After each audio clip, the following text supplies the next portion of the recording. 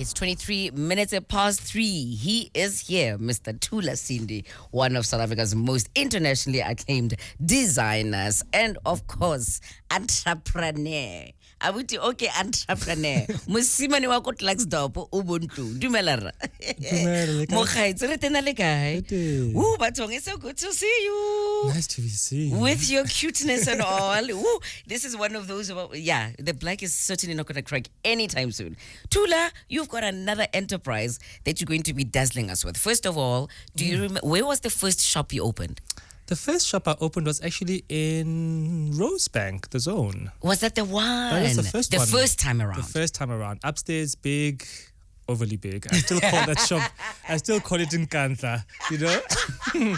we learn our lessons. We overspent, wrong partnerships, things went wrong. You know, it's not all roses, but from there, I opened in Matlosana, my hometown. Of course. That was beautiful.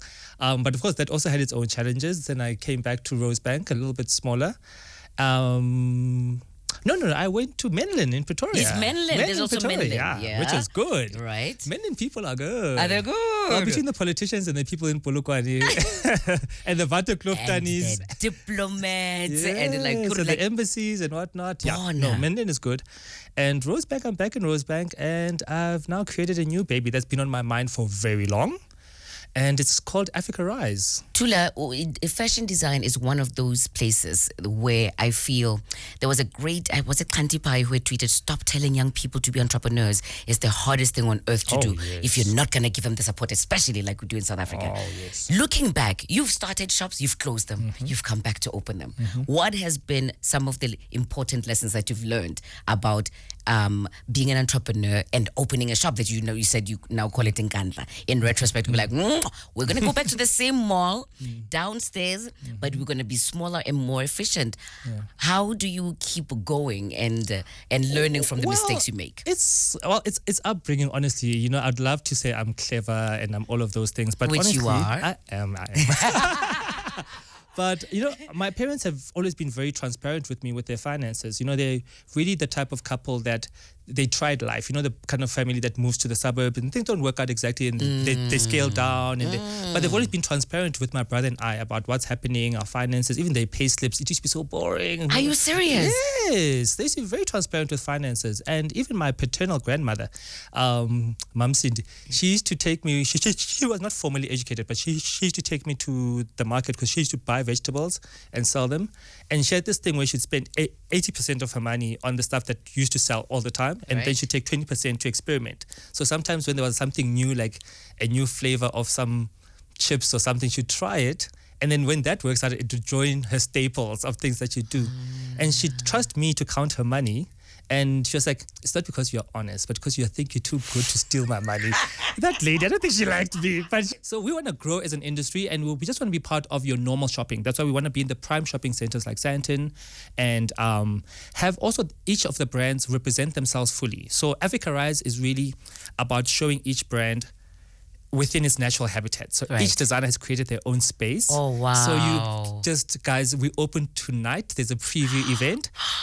This is kind of like an open-ended invitation. You guys can come, but please don't mob the mall. They'll kill me. You go Sandton. Sandton from 7:30 onwards. Don't worry, there's very few listeners to the show. But Thula, I wanted to ask you this, and it's so, what is incredible about it for me is that you look at all these designers that you otherwise might be seen as your competitors, and you'll be like, nope, ready and together we can do more. That's quite an incredible attitude. And because we are a community at the end of the day, and honestly speaking, we're not even at the stage of competing. I always laugh when I see entrepreneurs competing with each other, especially creative entrepreneurs. An easy example is like, we are here to convert people. We will split up into denominations later. Let's first convert all the natives.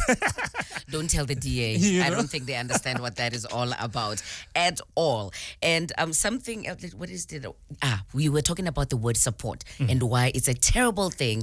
Please support me because my somebody might be on my timeline. You know, it's not. It's because we're saying when you say please support me, it's almost saying I have no talent to speak of. I just need you to support me because of the color of my skin. But can you please?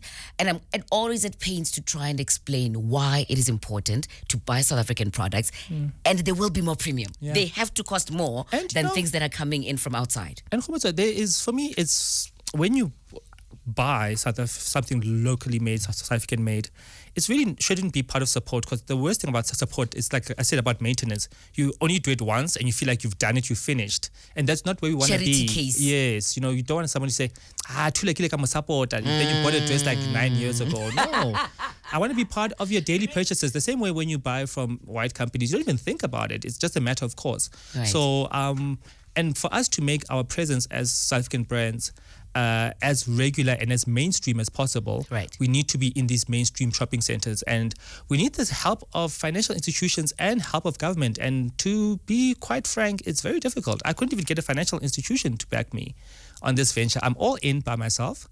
Because they said they don't do a proof of concept. I'm like, how is this a proof of concept? I have stores that make money. This is just another store with more people who've got more potential of making money. But their way of thinking is not. You were turned down by. I know. Can you believe it, with a face like this? Not just with a face like this. You're taking South African designers under one roof and saying, because it's like people who balk at like, "Hi, Thula wadura." Like, listen, do you know the person in China or Bangladesh or Pakistan, how little they are paid, and that this is disposable clothing, and that we have to pay more for local products because that's the only way the South African industry is going to survive? Absolutely. And how also to, as an entrepreneur, you know, we have such a big responsibility, because we are creating our own environments. People complain about work environments.